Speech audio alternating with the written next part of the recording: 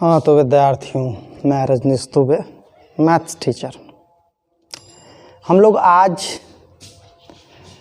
Integration का 27वां video, मगर integration doubt series का ये 8वां वीडियो है।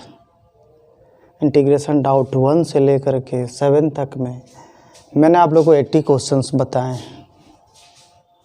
आज 81 से 85 क्वेश्चंस में बताऊंगा। सारे के सारे एक ही टाइप के क्वेश्चंस पर ध्यान दीजिएगा। ये सब एक बात पर गौर कीजिए, इस सब में टीएफ है, cos cos cos sec tan, तो साइन कॉस टैन वाले क्वेश्चन है। लेकिन किसी का भी कोण एक घातीय व्यंजक नहीं है। ध्यान दीजिए, लीनियर एक्सप्रेशन किसी का भी, यहाँ कॉस का एंगल e का पावर x+2, यहाँ कॉस का एंगल इतना बड़ा, यहाँ कॉस का एंगल x का पावर 4/3, यहाँ sec square angle tan inverse x, यहाँ tan एंगल log x।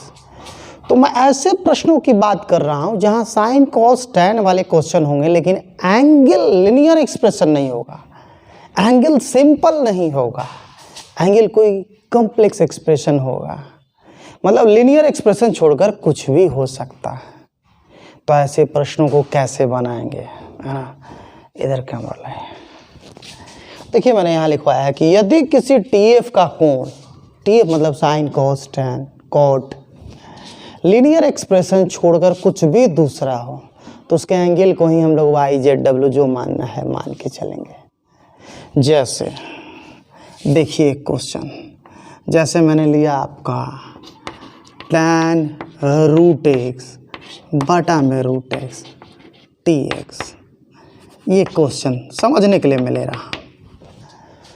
तो यहाँ tan का एंगल √x है, ये लीनियर एक्सप्रेशन नहीं है। ये √x का मतलब x का पावर 1/2 हुआ।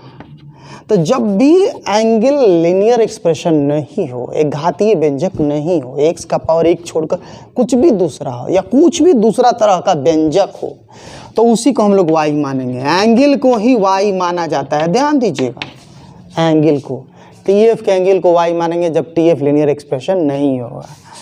तो फिर dy/dx डिफरेंशिएशन कर रहे हैं ना, √x का डेरिवेटिव 1/2 √x। भाई जो लोग डिफरेंशिएशन नहीं पढ़े हो, डिफरेंशिएशन पढ़ो तभी समझ में आएगा आगे। dx तिरछा तिरछी गुणा कर रहे हैं, 2 √x dy। सब्स्टिट्यूशन कीजिए, tan, इस √x को आपने y माना, इस √x की जगह भी आप y लिख सकते हो, अभी लिखो चाहे बाद में लिखो, आपकी मर्जी। और dx का मान मिला है आपको 2 √x dy। तो ये √x और ये √x, अगर y भी आप लिख देते तो y यहाँ और यहाँ आता और कैंसिल होता। तो इस प्रकार से ये 2 बाहर निकला, tan y हो गया। अब tan का इंटीग्रल आपको बताया गया है। tan का इंटीग्रल होता है -log sec, शुरुआत में ही लिखवाया गया है, साबित भी करेंगे। tan x का इंटीग्रल होता है -log cos x plus c, जो लोग नहीं जानते हैं जान जाए। तो -log cos y plus c, तो -2 log cos, और y की जगह √x प्लस c, ये हो गया।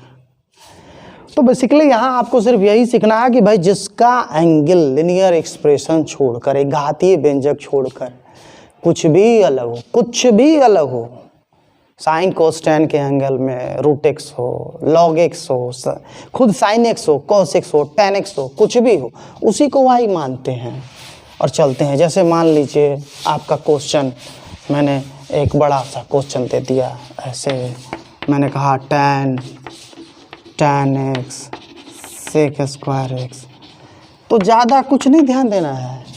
ये tan है और इसका एंगल कम, लीनियर एक्सप्रेशन नहीं है ना, ये एक ट्रिग्नोमेट्रिक फंक्शन है, तो बस tan x को y मानेंगे आप। सुन रहे हैं आप लोग, ये सब मैं किस लिए बता रहा हूँ कि किसको y मानेंगे। एक्चुअली असल नियम तो यही है कि जिसका डेरिवेटिव दिया हो उसको y माना जाता है, लेकिन बहुत बार इस बात का कन्फ्यूजन हो जाता है कि किसको y माने इसके बाद। तो उस कन्फ्यूजन को दूर करने के लिए शुरुआत में ये सब ट्रिक मैं बता रहा हूँ, सलाह दे रहा हूँ कि अगर किसी टीएफ का कोण एक घातीय व्यंजक न हो, कुछ भी अलग हो, चाहे वो खुद ट्रिग्नोमेट्रिक फंक्शन हो, इन्वर्स ट्रिग्नोमेट्रिक फंक्शन हो, लॉग हो, साइन हो, √x हो, बहुपद हो, कुछ भी हो, अगर एक घातीय व्यंजक छोड़कर कुछ भी दूसरा हो तो उसी को y माना जाता है। अब इसमें dy/dx हो जाएगा sec स्क्वायर x फिर तो सेक स्क्वायर एक्स और डी एक्स इधर लाएंगे, डी एक्स बराबर डी वाई। तो सवाल का नया रूप, इधर tan एक्स को तो हम लोगों ने y माना है और sec square x d x, देखिए sec square x d x का मान है यहाँ डी वाई। तो फिर से tan y, tan का इंटीग्रल होगा माइनस लॉग कॉस। जानबूझकर मैं एक ही तरह का क्वेश्चन आज मैंने 2 बार लिया ताकि ये फॉर्मूला आपको याद हो जाए कि tan एक्स का इंटीग्रल होता है माइनस लॉग कॉस एक्स। असल में याद कैसे होगा? जब बार बार आप सुनोगे, देखोगे, लिखोगे, है ना, याद करोगे, तब नहीं याद होगा। तो आपके सामने बार बार लाने के लिए ये सब काम मैं कर रहा हूँ। आज के वीडियो में केवल 5 क्वेश्चन, है ना, 81 to 85, है ना, सारे के सारे प्रॉब्लम एक जैसे हैं, देखने में भले आपको अलग दिखे। जैसे question number 81, e to the power x cos e to the power x plus.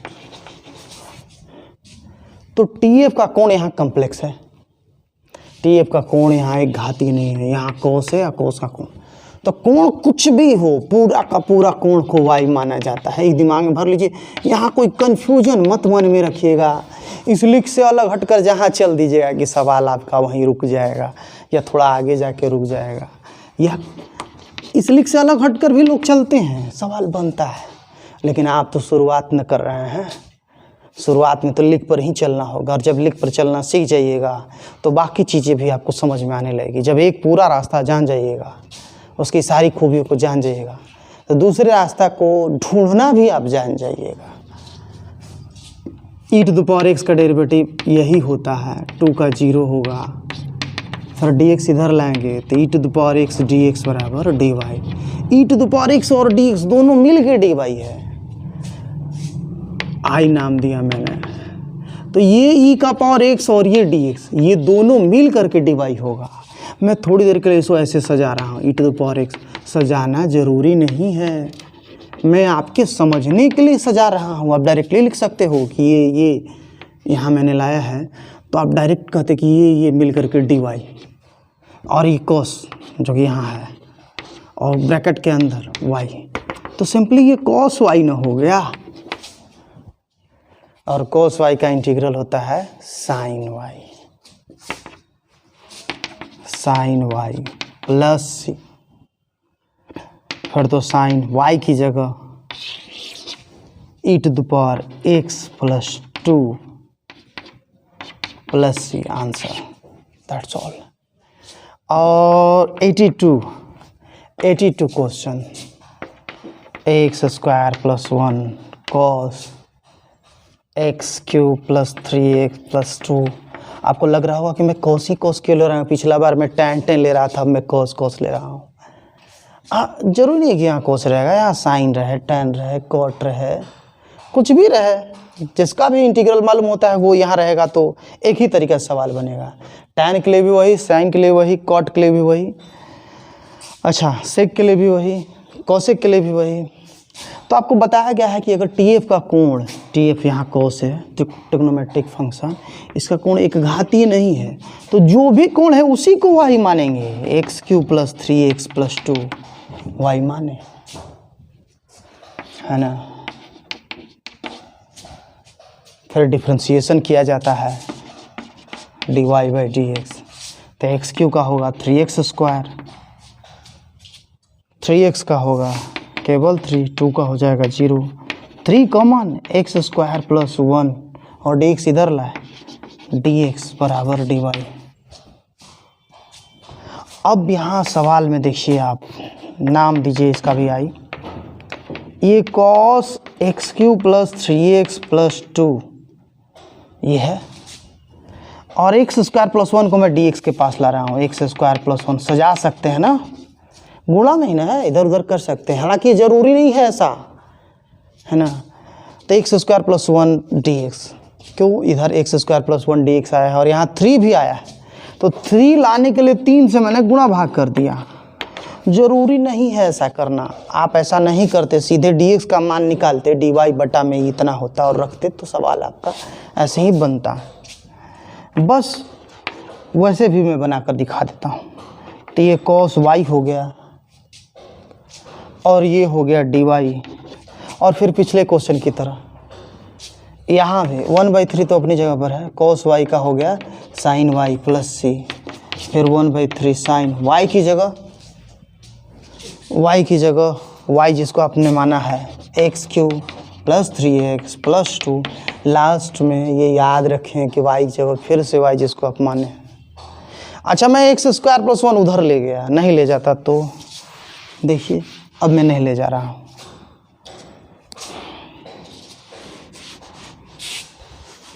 नहीं ले जा रहा हूँ इस बार मैंने क्या किया कि dx का मान निकाला, dy बटा में 3x² प्लस 1।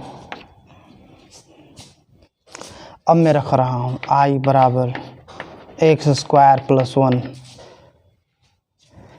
ये cos y और dx का मान dy बटा में 3x² प्लस 1, ये और ये क्या अधिक मेहनत पड़ा, बटा में 3 है तो 1/3 और cos y सेम हुआ ना, सेम प्रोसेस, फिर cos y का इंटीग्रल sin y प्लस सी, और फिर 1/3 sin y की जगह y जिसको हम लोग माने हैं x³ plus 3x plus 2 plus सी।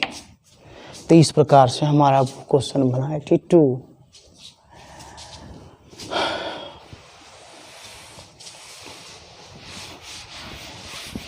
डाउट सीरीज के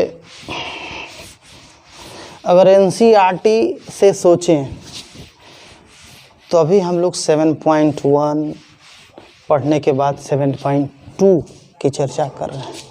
7.2 में हालांकि इससे रिलेटेड कम क्वेश्चन है, एक ही 2 क्वेश्चन होगा, 1 क्वेश्चन होगा या 2 क्वेश्चन होगा, लेकिन आप RD Sharma, KC Sinha, RS Sarwal देखोगे तो इस पर पूरा एक्सरसाइज भरा पड़ा है, बहुत सारे 50 क्वेश्चन है। तो हाँ, ये प्रोसेस आप जानते रहोगे तो इसी 5 क्वेश्चन की मदद से वो सारे क्वेश्चन आपको बनेंगे।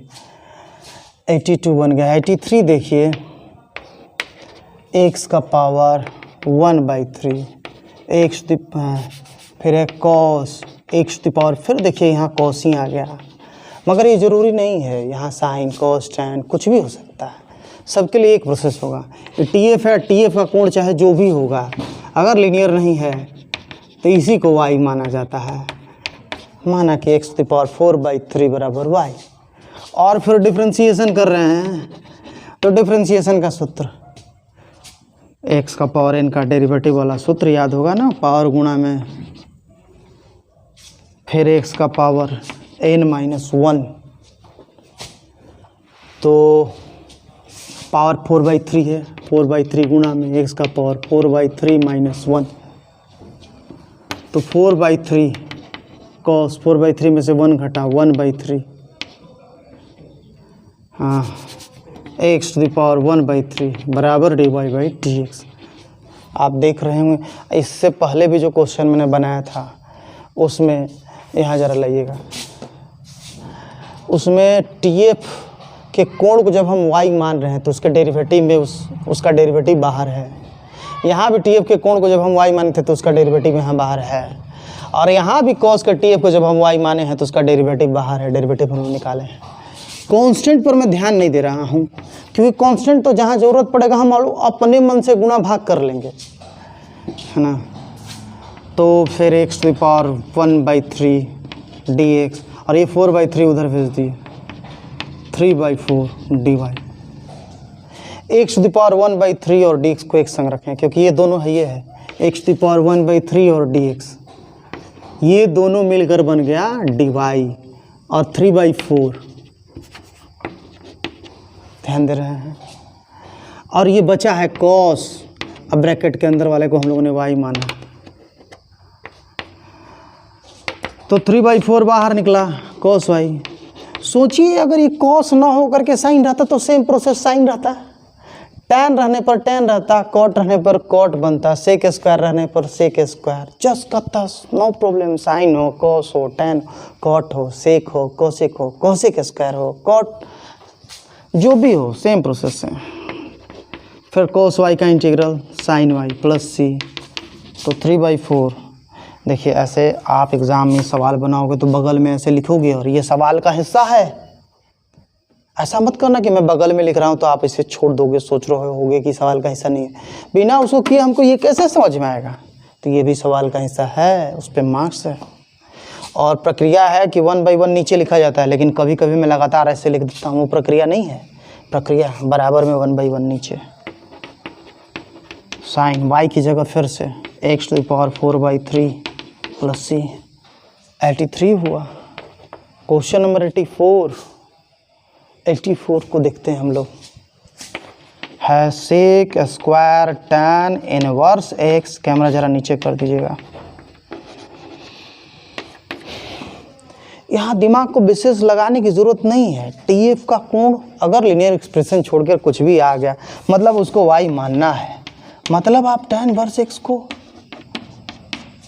मतलब सेक स्क्वायर का एंगल tan इनवर्स x है, इसको आप y मानोगे, फिर डिफ्रेंशिएशन करोगे आप, तो 1/1 + x² होगा, फिर 1/1 + x² और dx बराबर हो जाएगा dy। मतलब dx और बटा के नीचे 1 + x² ये दोनों मिल करके तब है dy। तो बटा के नीचे 1 + x² है और dx है ये है, तो ये दोनों मिल करके हुआ dy। अब बटा के नीचे कुछ भी नहीं बचा तो 1, क्योंकि बटा के नीचे वाला यहाँ साथ ले करके ना है dy, और ऊपर में है सेक स्क्वायर, और ब्रैकेट के अंदर वाले को तो हम लोगों ने y माना है। तो सवाल का नया रूप हो गया sec square y। Sec square y का इंटीग्रल होता है tan y + c। tan जगह नहीं इसलिए मैं लगातार लिख रहा हूँ, तरीका है, इसके नीचे ये फिर उसके नीचे ये। y की जगह, y तो हम लोगों ने माना है tan इनवर्स x को, tan इनवर्स x + c, फिर tan इनवर्स और tan आपस में ख़त्म, tan इनवर्स और tan आपस में ख़त्म, केवल x + c। वो फॉर्मूला होता है ना कि साइन इनवर्स x बराबर x, कॉस इनवर्स x बराबर x, tan इनवर्स x बराबर x। मतलब कोई भी TF और उसका इन्वर्स एक ही साथ हो तो उसमें ख़त्म हो जाता है, जो एक्सप्रेशन हो केवल वही बचता है। ये फॉर्मूला है इनवर्स ट्रिग्नोमेट्रिक फंक्शन का। And the last question,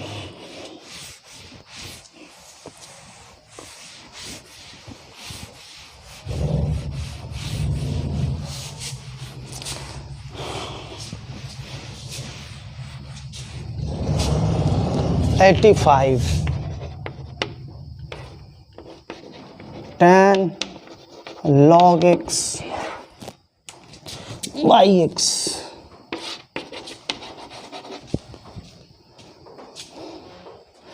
तो भाई नो डाउट TF का जो एंगल होगा उसको y मानेंगे। अगर TF का एंगल लीनियर एक्सप्रेशन नहीं है तो बस एंगल को ही y मानना है। आप देख रहे हैं ना, डिफरेंट टाइप का क्वेश्चन लेकर के मैं आपको दिखा रहा हूँ।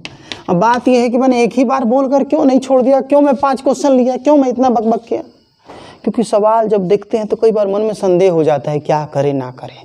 तो आपको विश्वास दिलाने के लिए, आपके दिमाग में कंफर्म कराने के लिए मैंने ऐसे 5 क्वेश्चन लिए कि एकदम डिट्टो मार लीजिए कि कहीं भी TF का कोण लीनियर एक्सप्रेशन छोड़कर कुछ भी अलग हो उसको आप y मानेंगे, नो डाउट। फिर तो डिफ्रेंशिएशन 1/x, log x का डेरिवेटिव 1/x होता है और 1/x dx बराबर dy। तो इस प्रकार से 1/x और dx मिल करके है dy, मतलब बटा के नीचे वाला x और dx दोनों मिल करके है dy। तो यहाँ बटा के नीचे वाला x और dx मिल करके dy, तो बटा के नीचे अब कुछ भी नहीं रहा 1, और tan ब्रैकेट के अंदर वाले log को y हम लोगों ने माना है। फिर तो tan y, आज ही तो मैंने बताया था tan का इंटीग्रल होता है -log cos y प्लस से, तो -log cos y की जगह y जो है log x